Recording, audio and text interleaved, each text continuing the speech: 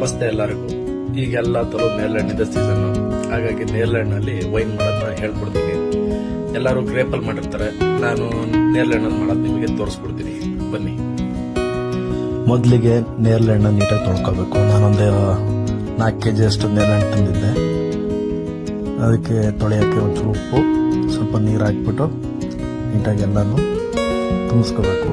ಎಲ್ಲನೂ ತುಂಬಿಸಿ ಎಲ್ಲನೂ ರೆಡಿ ಮಾಡಿದ್ಮೇಲೆ ಅದರೊಳಗೆ ಹಾಕಬೇಕು.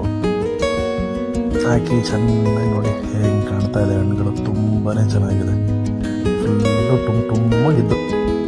250 ರೂಪಾಯಿ kg, ಟೋಟಲ್ಲು 4 kg 1000 ರೂಪಾಯಿ ಆಯಿತು. ನೋಡಿ ಹೇಗೆ ಕಾಣ್ತಾ ಇದೆ,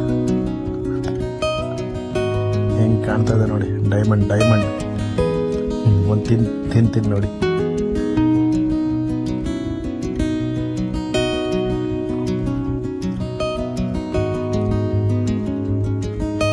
ತುಂಬಾನೇ ಚೆನ್ನಾಗಿದೆ, ಸೂಪರ್.